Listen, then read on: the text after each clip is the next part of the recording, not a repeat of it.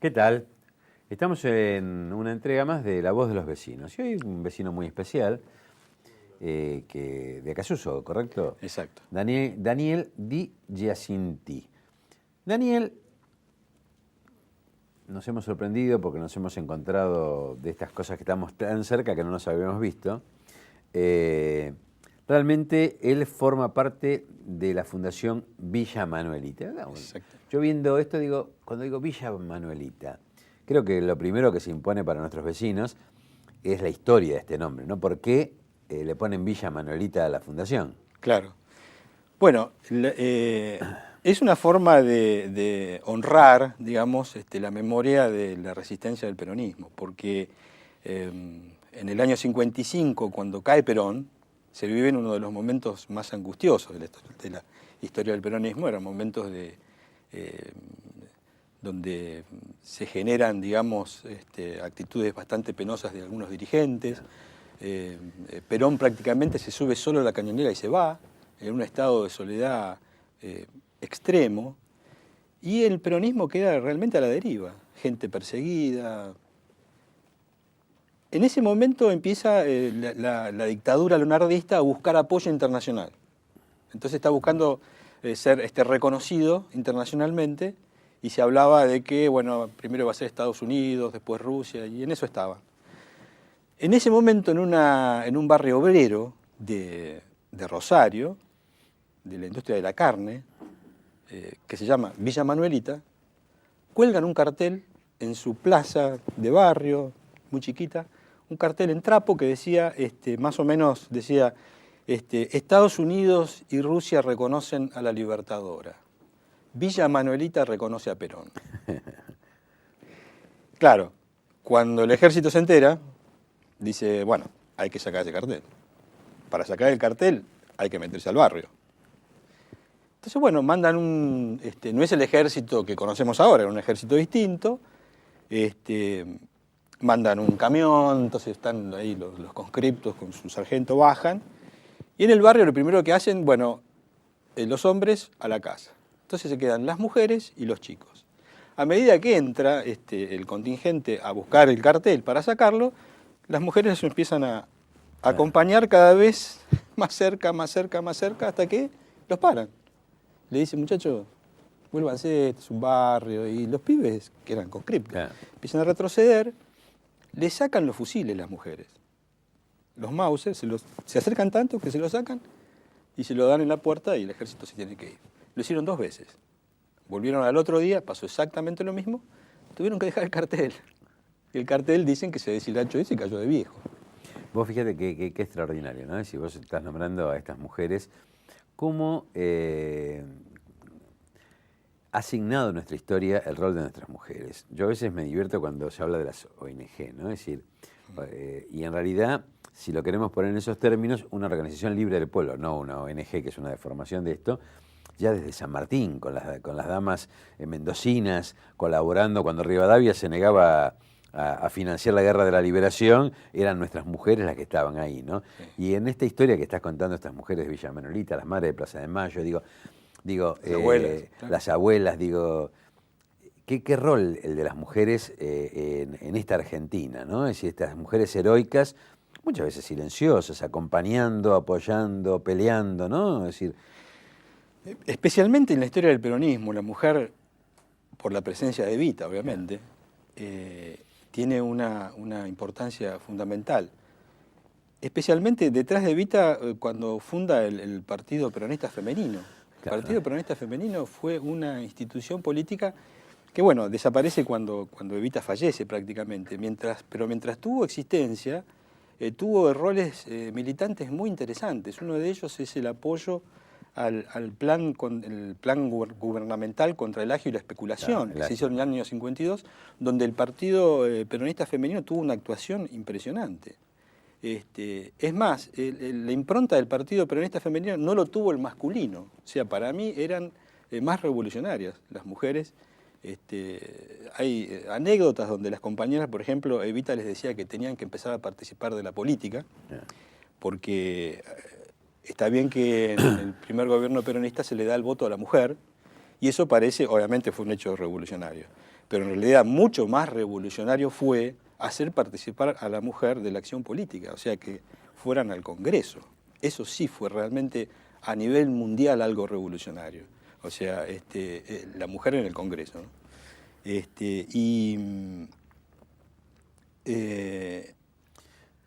Para que te iba a comentar algo de la mujer. Pero te acoto Sí. algo para dejarte pensar, viste que uno a esta altura tiene tantas cosas que se acuerda de muchas a la vez, entonces por eso se equivoca. Pero vos decías esto y Daniel y yo estaba pensando que el peronismo, como expresión popular, le dio a la mujer el rol que debe tener, el de la completud, ¿no? Es decir, esta completud que da para un peronista la mujer en el poder y las parejas del poder son lo natural, porque es la familia la que está ocupándose de todas las demás familias, ¿no? Y esto es un rol señero con Evita y que además tiene que ver con esto que vos decías, la inclusión del voto femenino es un segundo paso de la soberanía popular, porque en realidad no se sabe, no se dice, porque se oculta la verdad histórica, el primer presidente realmente elegido por el pueblo es Irigoyen, pero con la inclusión de un sector, el del voto, el sufragio universal de los hombres. La completud de ese voto en la democracia real, la del voto femenino, donde ahí la plena soberanía se perfecciona y es donde se elige varias veces a Perón. Pero más allá de lo formal, el rol de la mujer es muy importante. Y mientras pensás lo que me querías decir... Sí, ahí lo que te quería comentar es lo siguiente. Para mí la mujer tiene una particular importancia, yo diría revolucionaria en el siguiente aspecto. De algo que no sé, yo creo que lo más difícil de comprender del peronismo es su ideología, ¿no? Uno dice, nosotros no tenemos una ideología, tenemos una doctrina. Entonces ahí, y qué es una cosa y qué es la otra, y qué tiene que ver la mujer con esto. Pero voy a eso, o sea, Perón lo que intenta poner en marcha es un proceso de autodeterminación popular, un hecho revolucionario. Es decir, digamos, la identidad ideológica debe ser una construcción en común del pueblo junto con sus dirigentes. Esto es lo que él intenta poner en marcha. Obviamente, este proceso así, dicho simplemente, puede ser medio confuso, porque bueno, pero vos necesitas una identidad para organizarlo. ¿Cómo haces para tener una identidad si todo tiene que ser una discusión? Si todos tenemos el mismo derecho de discutir qué identidad tenemos, cuál es la identidad que nos ordena. Entonces Perón ahí apela a un hecho revolucionario que es ordenar desde lo previo a la idea. Él dice, no, lo que tenemos que ordenar es los valores con los cuales vamos a mirar la realidad y los valores en los cuales vamos a ver qué es lo malo y qué es lo bueno. Si nosotros nos unificamos en esa valoración, lo que produzcamos, más allá de lo que eso sea, va a tener una identidad propia. Entonces él habla de lo doctrinario. Ahora, muy bien, la doctrina es una valoración, son valores. Él la sintetiza en una doctrina nacional y en 20 verdades en el año 50. Esta valoración, la única forma de ser metida es a través de la repetición, por supuesto, en los primeros dos gobiernos peronistas se apeló a una cantidad de herramientas para que todo el mundo empezara a conocer cuáles eran estas verdades, estos principios en común que había que tener, y se repitieron, se repitieron, se repitieron. Ahora, las nuevas generaciones, ¿cómo hacen para tomar estos valores, para incorporarlos? Bueno, lo acabas de decir, a través de la familia, a través de las madres y de las abuelas también. Nosotros decimos hoy que la valoración común del peronismo, el aspecto doctrinario, se ha transformado en una cultura nacional. Porque después de casi 60 años de empezar a ser transmitida y además corroborada en los hechos, porque todos los principios doctrinarios del peronismo han sido corroborados por todos los acontecimientos históricos que fueron ocurriendo después de la muerte de Perón inclusive. Esa valoración fue transmitida en términos culturales. Me refiero, la mujer se lo transmite al hijo, a ver, por ejemplo, en un hogar obrero, en la Argentina, año 60. En ese rinconcito que hay en todas las casas, que es medio un pequeño altar, donde está la foto de los abuelos, y ahí se le pone el Cristo, ¿no? Y ahí aparecía el general en su caballo pinto, o Evita a un costado. O sea, esos chicos, ¿qué van a pensar del peronismo? Amén de la política, ¿qué van a pensar? ¿Que es algo malo? crecieron en un hogar donde estaba la foto de Evita al lado del Cristo, por ejemplo, para tener un ejemplo. Entonces la mujer ha sido para mí la responsable de transmitir en términos culturales la esencia doctrinaria del peronismo, que es el basamento cultural que va a permitir en el futuro poner en marcha un proceso de autodeterminación comunitaria cuyo resultado va a tener una identidad clara. Pues es que pensaba mientras vos decías que me parece que no es casualidad que los grandes procesos liberadores de nuestra patria y de América tienen que ver con el mestizaje. Es decir, Perón es mestizo, San Martín es mestizo. Y el primer presidente o conductor indio es Evo Morales en Bolivia. Porque yo también creo, te agregaría a este tema de los valores, que me parece que lo virtuoso es expresar la cultura que subyace y se había ocultado. Por eso la persistencia de los valores.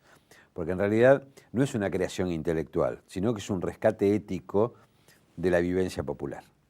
Totalmente. Entonces, a partir de ahí tiene una vigencia que trasciende. Y vos fíjate qué interesante, me tocó hace un tiempo ir con mi mujer, por una cuestión familiar, accidentalmente a un lugar que seguramente no hubiera ido, que era Macedonia. Bueno, creo que tenía que ir a Macedonia, porque ahí vi lo que puede ocurrir o lo que ocurre cuando hay un proceso de dependencia que se aplica brutalmente. El mariscal Tito, que era simétrico a Perón, digamos, en la órbita soviética, él planteaba también su tercera posición, planteaba su no alineamiento de pertenecer a los países no alineados. Estamos hablando de otra época. Bueno, cuando muere Tito, Yugoslavia, que era Macedonia es una parte de Yugoslavia, fue desmembrada, fue saqueada. Pero lo más interesante y lo simbólico es que hoy se lo borró de la historia al mariscal Tito. La calle que lleva el nombre Mariscal Tito adolece del monumento a Tito, se lo sacó.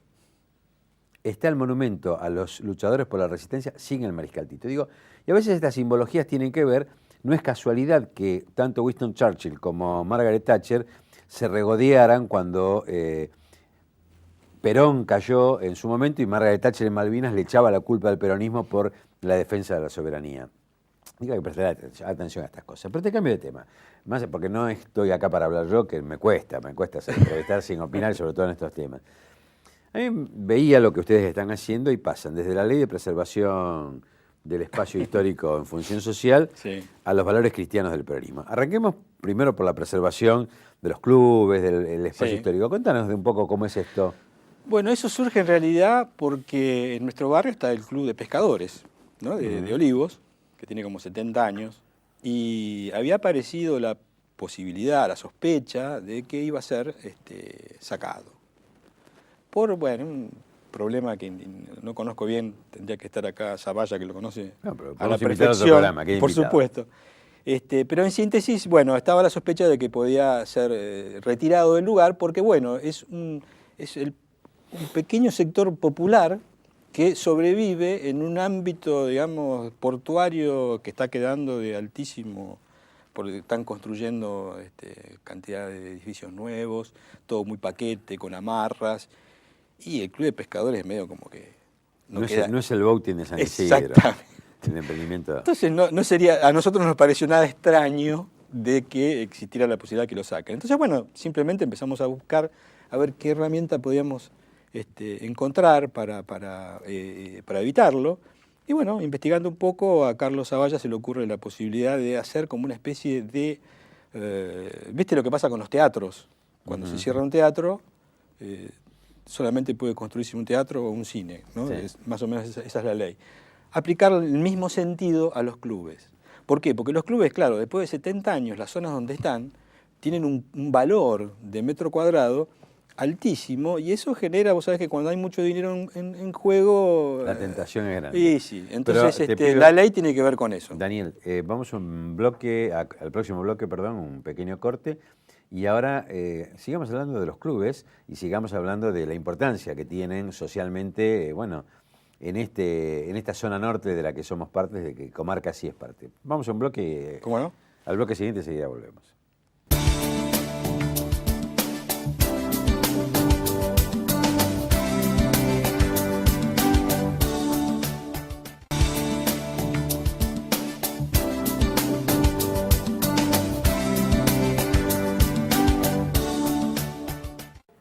Daniel, estábamos hablando de la Ley de Preservación del Espacio Histórico en Función Social. Lindo nombre, lindo título. Pero hablemos un poco del rol de los, porque algunos dicen, estos son unos nostálgicos de los clubes. En realidad, estas organizaciones populares que son muy importantes y que por ahí si nos ayudás alguna vez vamos a empezar a relevarlas y a mostrarlas más en este canal comunitario, cumplen un rol social muy importante, tienen una presencia muy activa. Más allá que el posismo se encarga vía subsidios, por ejemplo en San Isidro, de disciplinarlos, que igual preservan el espíritu vecinal, ¿no? Contanos un poquito de esto. Claro, han quedado como reservas bastante aisladas, por cierto, porque el problema es que el sistema no las alimenta, no les permite crecer en esa función social que todo el mundo quiere tener. Porque uno cuando va a estos clubes y habla con sus dirigentes de barrio, todo el mundo se desvive para buscar a ver, bueno, ¿qué más podemos hacer? ¿Qué más podemos hacer? Y bueno, estas instituciones no son alimentadas por un sistema político que le dé una funcionalidad más allá de eso. Y un poco es la historia del peronismo. Nosotros decimos que, ¿a qué me refiero a esto? Porque el peronismo en el primer gobierno llega para mí su punto cúlmine de propuesta en el lanzamiento de las organizaciones libres del pueblo en el segundo plan quinquenal, ¿no? El peronismo, hay que decirlo, es un movimiento político que no triunfó, ni siquiera con Perón. ¿A qué me refiero que no triunfó? Que no ha logrado todavía institucionalizarse. Entonces ha sido un movimiento de enorme trascendencia política, pero que no logró delinear sus instituciones, porque hasta ahora las instituciones que ha provocado el peronismo navegan dentro de las instituciones liberales. No ha logrado romper con esos esquemas. Entonces, tomando el tema de esto de las agrupaciones zonales, barriales, podríamos decir, la limitación del peronismo ha sido esa, o sea, no haber podido brindar a todas estas instituciones y también otras que ha habido en la historia del peronismo, como unidades básicas, como el Partido Peronista Femenino. La cantidad de unidades básicas que ha tenido el peronismo en el primero y segundo gobierno eran gigantescas. ¿Qué ha pasado con todo eso? Bueno, se han ido diluyendo. Y es interesante el tema porque hoy mismo dentro del movimiento surgen permanentemente intencionalidades organizativas que tienen que ver con nuevas agrupaciones, las casas compañeras, en fin, hay muchos proyectos que tienden a buscar generar instituciones políticas nuevas, diferentes. Ahora, el problema que hay, que yo le veo a todo esto, es que el peronismo es un hecho revolucionario. Lo revolucionario del peronismo, porque lógicamente es lo que tiene bastante de inentendible, es cómo organizarlo. Porque el problema está, lo orgánico, normalmente lo que nosotros estamos acostumbrados a entender como organizaciones políticas, son las que vienen, bueno, de la época de la Revolución Francesa. Como decía Perón, tienen el problema de su verticalismo. O sea, son estructuras orgánicas que uno puede participar siempre y cuando respete una línea determinada. El problema es que el peronismo, en realidad, es un tipo de orden que rompe con todo eso. O sea, el tema es, volvemos a lo mismo de lo doctrinario. Lo que no está claro todavía en el peronismo, por eso no logra romper esa quietud y generar nuevas instituciones, es cuál es el rol que va a generar esta nueva autoridad o esta nueva organización. Para que haya una organización tiene que haber una autoridad nueva. Y esto es lo que no se ha comprendido. O sea, lo que falta acá es definir cuál es el rol del nuevo ciudadano en el peronismo y cuál es el rol del nuevo dirigente. Lo que a mí me parece que ocurre, que todavía navegamos en el mundo del positivismo, donde la política hay que definirla previamente para después uno definir si está de acuerdo o no.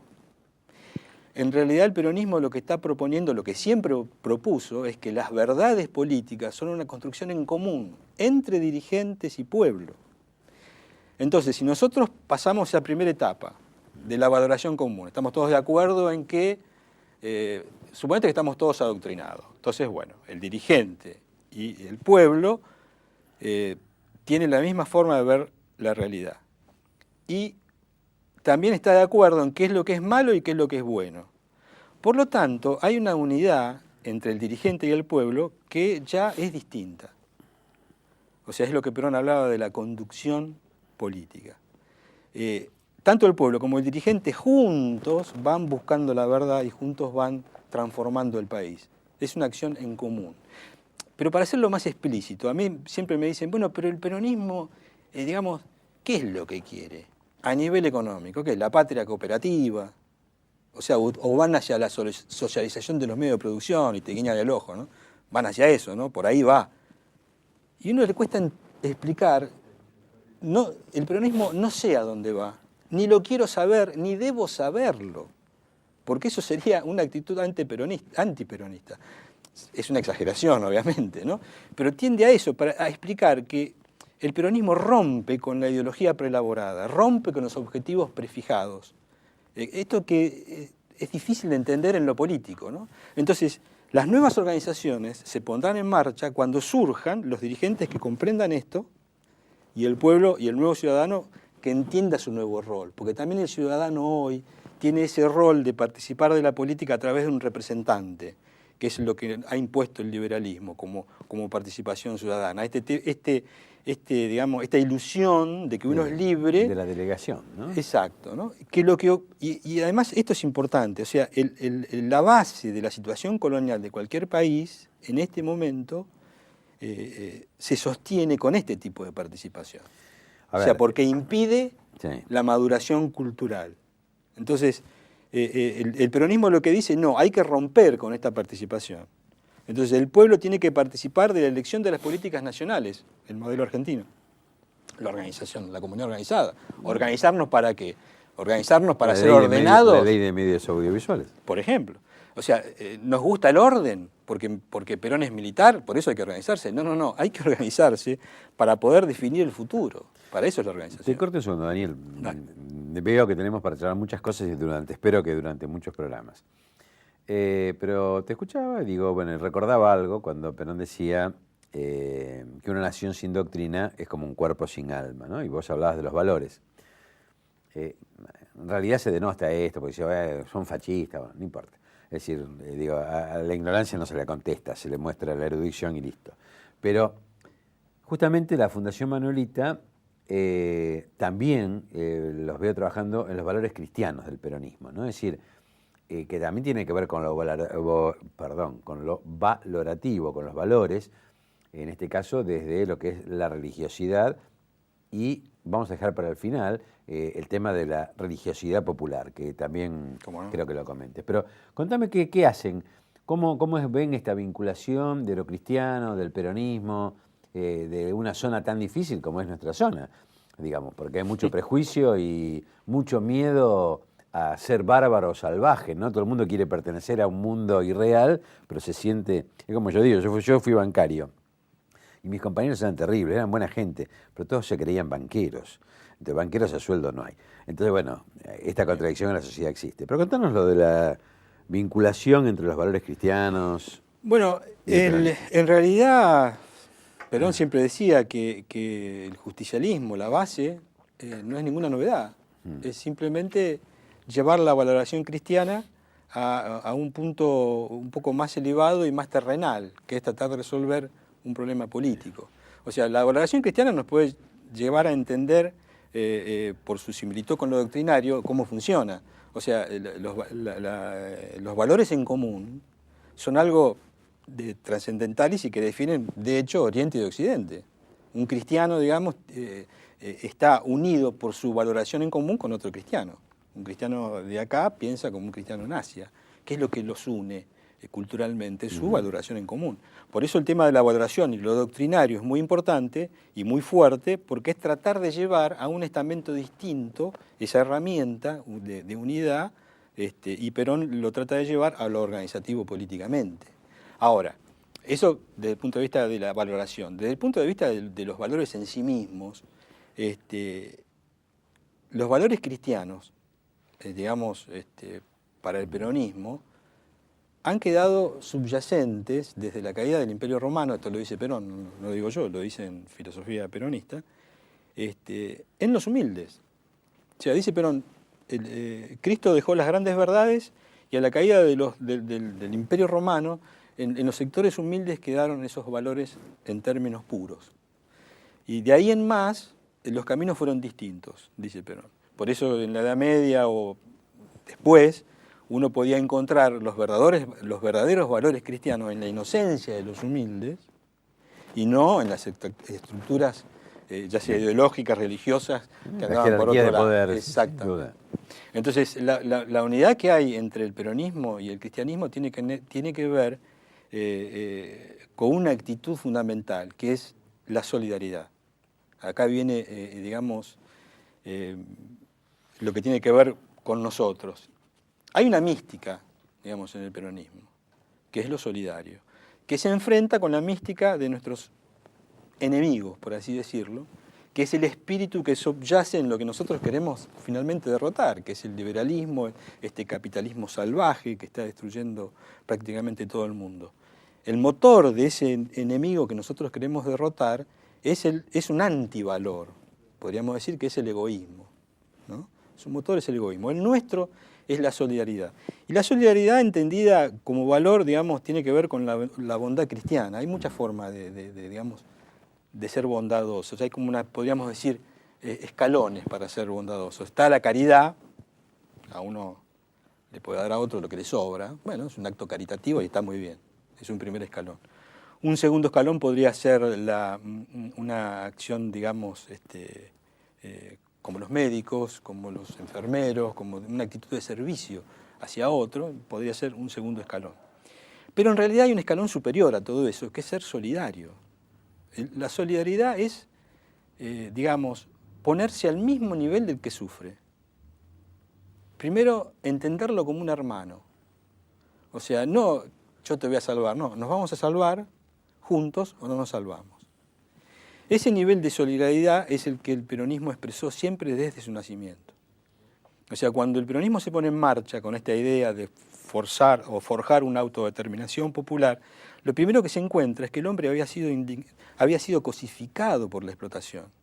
No desde el punto de vista de la injusticia económica, que es lo que uno normalmente rápidamente reconoce en el peronismo, ¿no? De haber recompuesto esa injusticia en términos de leyes sociales y demás, sino de algo más profundo, que era un hombre que había dejado de ser consciente de su dignidad.